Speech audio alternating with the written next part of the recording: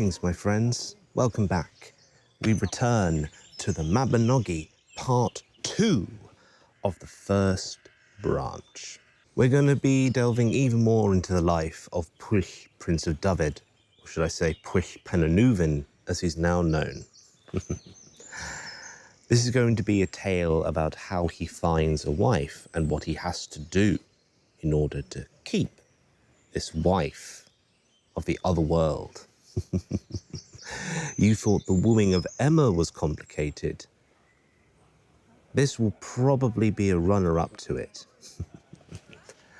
So without further ado, my friends, this is part 2 of the first branch of the Mabinogi.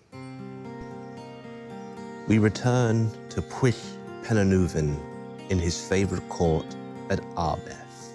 I didn't mention this in the previous story, but where Pwyll met Arawn was in a place called Glen Cich, which was not far from his favourite court, Arbeth.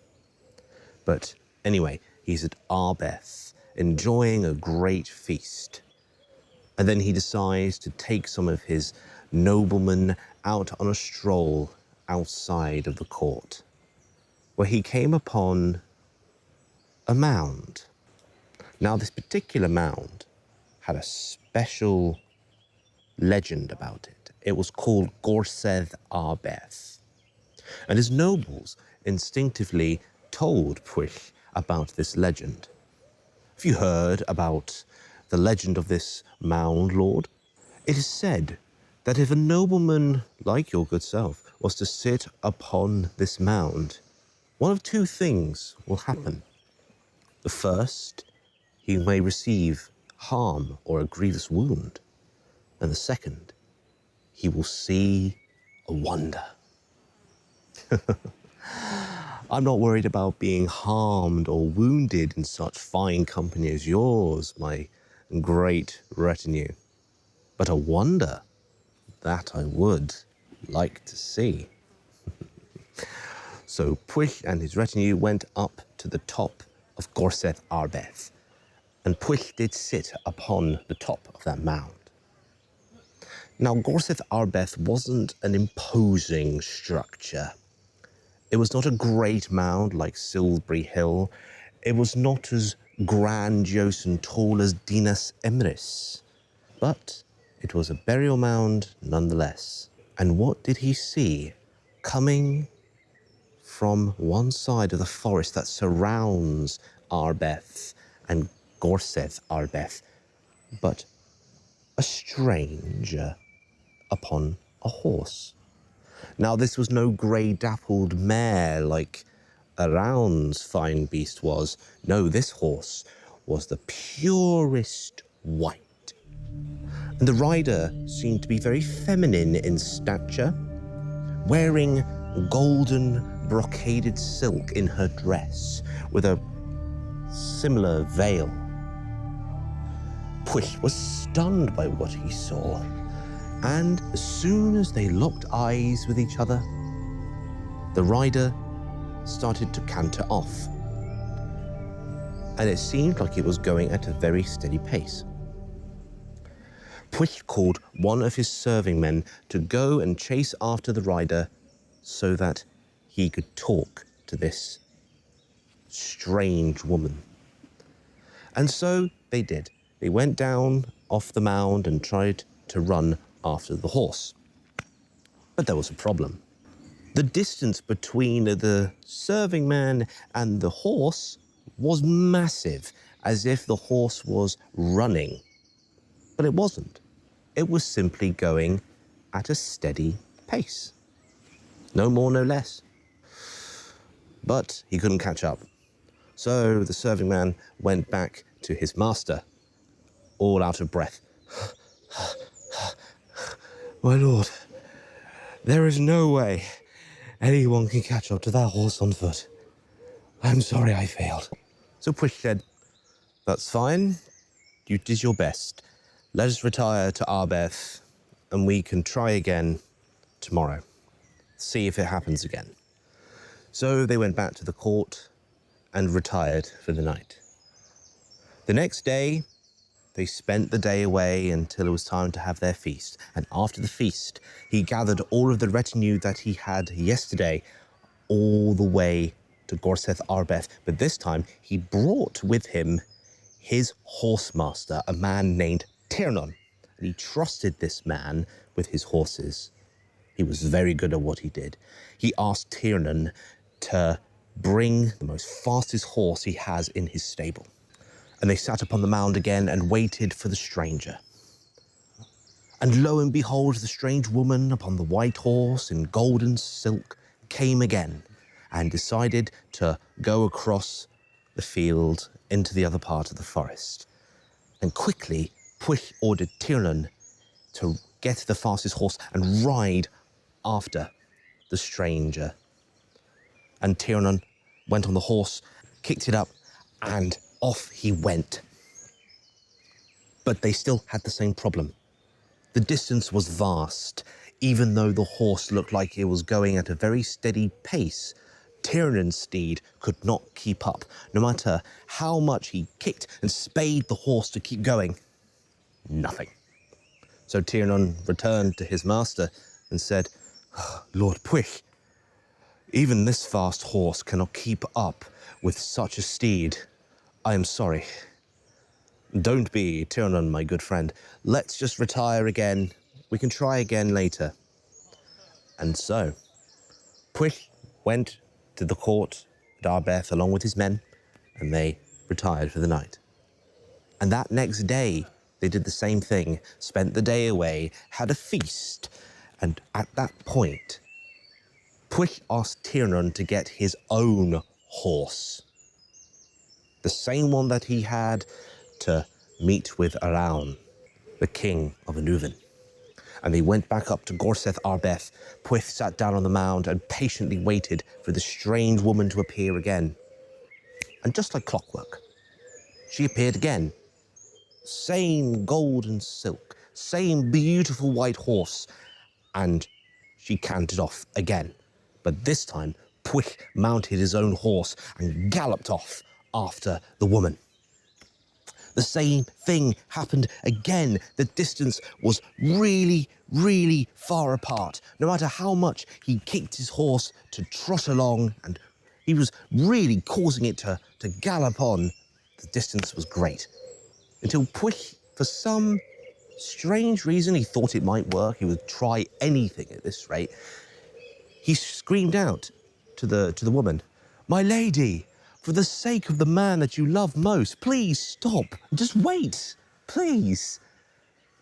And then she stopped, turned around and said, "I will happily do that. And it would have been much fairer on your horse if you'd have asked me that earlier." Well, if that was all he had to say, I cannot fault the woman's logic there. So they caught up with each other.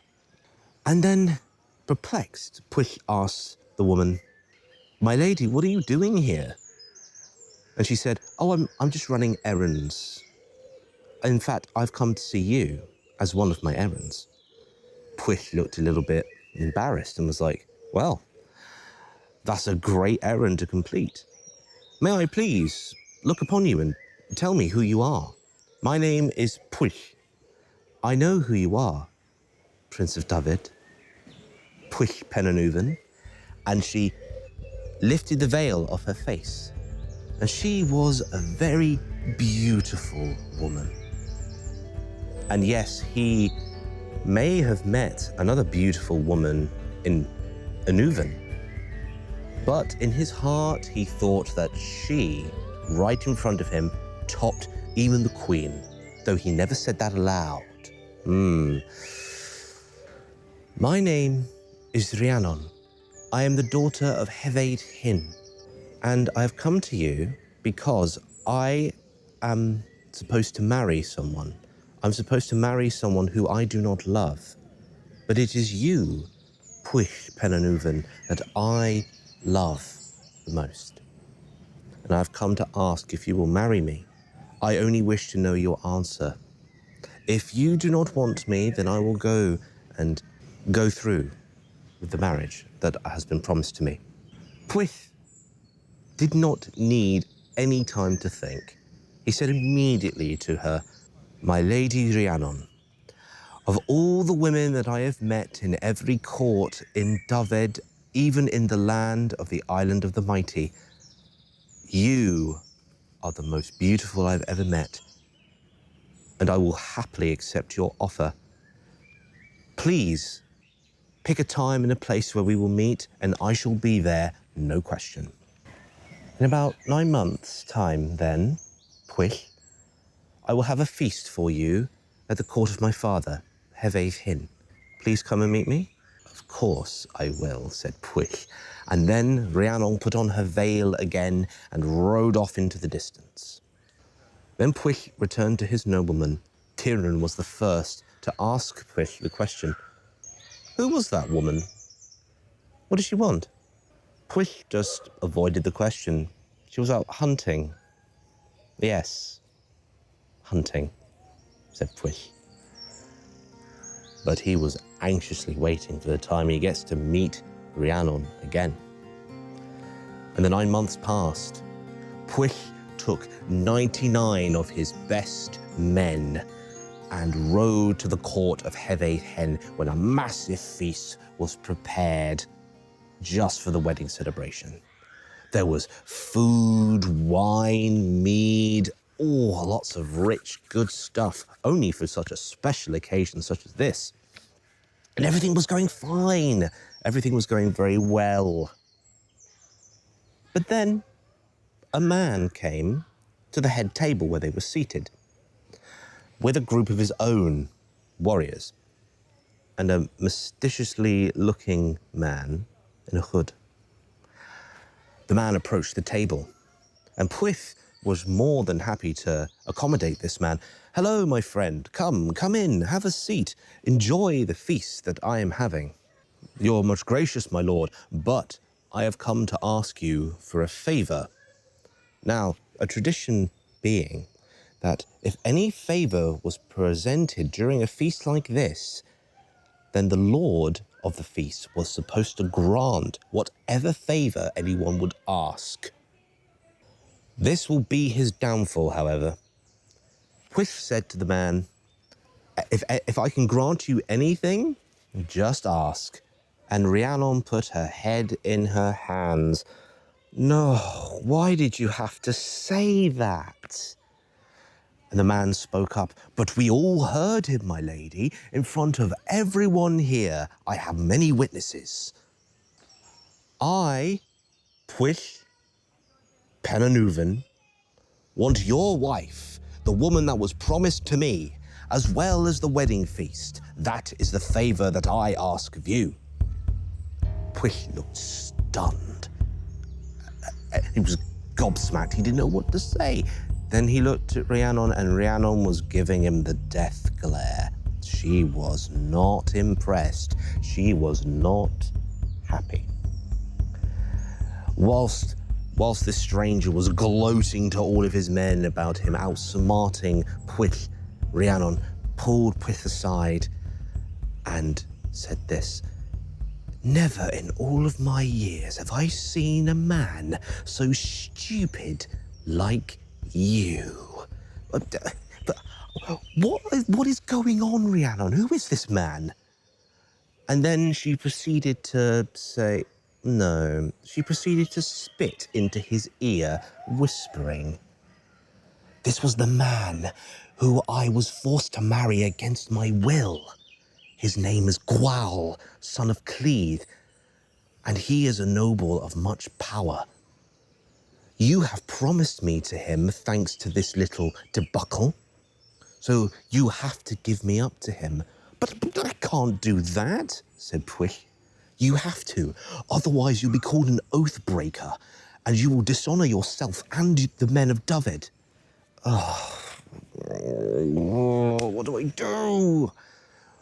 Rhiannon grabbed his face gently and said, "I have a plan. He will not have me, but you have to do everything that I tell you, and things will be okay.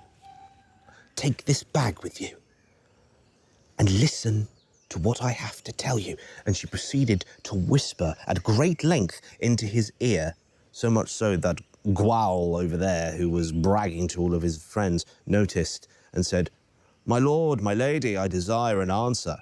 And after Rhiannon had finished whispering into Pwyll's ear, he turned and addressed Gwawl. "You may have whatever I have promised. That's all I can give." A man of his word. Brilliant. But Rhiannon spoke up. "Lord Gwawl, I will gladly be in your stead. But as for this wedding feast, I have gifted it to the men of Dyfed, and I will not insult them by giving it to you. But I will have another feast prepared within a year and a day. And then you may have me as your wife." "Excellent," said Gwawl, and he turned and walked his way out of the court. Rhiannon turned to Pwyll and said, "Leave everything to me, my love." And Pwyll and his men also left the court, Pwyll looking very disheartened. But a year and a day ended up passing, and Gwawl came with 99 of his retinue, and another big feast was prepared, the same kind of food, but the atmosphere was different. The wine may have tasted nice, the mead may have flowed like a river, but things were a bit off. Things were happening behind the scenes. And this is what happened. Whilst the carousing was happening, a man wandered in wearing ragged clothes and a ragged hood, carrying a small leather bag. And he approached the feasting table, the head feasting table, where Gwawl, Rhiannon, Hevaith Hin, and another man was beside Gwawl. And Gwawl said, "Hello there, good friend. May the gods be with you. What can I do for you?" "You are most gracious, Lord Gwawl," said the beggar man. "I have only come to ask a favour of you, good lord." "Well, of course I can give you anything, within reason, obviously." "What is it you require of me?" "All I ask, my Lord Gwawl, is to fill my sack full of food, to stave off my waning hunger. That is all I ask of you, Lord." "That seems reasonable enough. Load the bag with food for this young man." And serving men and women decided to bring some food from the table and any others that he could find and bring them to the beggar with his bag. But every time they would place food in the bag, the strangest thing would happen. It would not seem to be full, no matter how much people put in there. "Does that bag have a hole in it?" said Gwawl. "No, my lord, it does not. But if a nobleman was to step into the bag and say enough has been put in, then it might be satisfied." Then Rhiannon spoke up. "Lord Gwawl, my hero, you should be the one to do it. You are a man of such noble birth. The bag would surely listen to you, and it would impress me greatly." "I will gladly do that then." And Gwawl got up and strolled over to the bag. He put his foot and his other foot into the bag and stated, "This bag has had enough put in." Then suddenly his head was pushed into the bag and it was wrapped round him and tied up with string. The hood of the beggar man moved down to reveal it was Pwyll Penanuvin that had stuffed Lord Gwawl into this bag. He drew what seemed to be a hunting horn from his waist and decided to blow one long prolonged note. And then a commotion as all the 99 men of Dyfed stormed into the hall and held up all of Gwawl's retinue by the sword. Pwyll had won the day. And since Gwawl was in this bag, most of Pwyll's men went past the bag and said, "What's in this bag then?" And another one would say, "It's a badger, I think." And then he decided to kick the bag and beat it with sticks. And they played badger in the bag with the man. Constantly, men will pass by and say, "Oh, what's in this? Oh, I think it's a badger." They would kick the crap out of him and they would beat him with a stick. And this happened for a good long time until suddenly a muffle came out of the bag. "My lord, placing me in a bag is nothing of my noble birth. I don't deserve to die like this," said the muffled voice of the bag. Heveith Hen, Rhiannon's father, spoke up. "Get this man out of the bag and clean him up for heaven's sake. This is no way for a lord to die." And then Rhiannon spoke up even further. "Only if he promises not to take revenge on us and to also pay for the bards and for the food and for everything for this feast." "I swear it. Let me out." So Pwyll agreed and released Gwawl. His face was all bloody and cut and bruised, and his body was covered in cuts and blood and bruises, and he looked a right mess. And yes, they consolidated peace, and he agreed to pay for the food, he agreed to pay for the bars, he agreed to pay for, the location costs, all that kind of stuff. And then he went to go and clean, accompanied by most of his men, and including the hooded man I spoke of earlier. And Rhiannon spoke up. "You promised, Lord Gwawl, to not have revenge on us, remember?" And the hooded man looked back at Rhiannon and said, "He does swear," and hurried his master out of the hall. Pwyll had got his wife back. But Heveith Hen was not impressed. "I've had enough feasts to last me a lifetime now. Pwyll, you shall marry Rhiannon in the morning, and then you will return to Dyfed at once." "Of course, Lord Heveith Hen, but I will also be taking Rhiannon with me as well." "That is fine. She's her own woman now." Then they consummated their marriage that night, and in the morning they were off for Arbeth. Everyone from the 7 cantrefs of Dyfed came to Arbeth to welcome the happy couple. A cantref, by the way, is another word for a county. It's what the Welsh call their counties in one particular kingdom, back in those days anyway. And no one left Rhiannon without receiving a brooch, piece of jewelry, or a semi-precious stone. And even a precious stone. She was giving out all the stones. And they would spend a good, happy life together. But there was some trouble along the way. But that is a story for another time. And that concludes the second part of the first branch of the Mabinogi. What a wild ride, eh? From horses that define the laws of nature to an elaborate plot to win back Pwyll's wife. See, I have told this story in a very different way.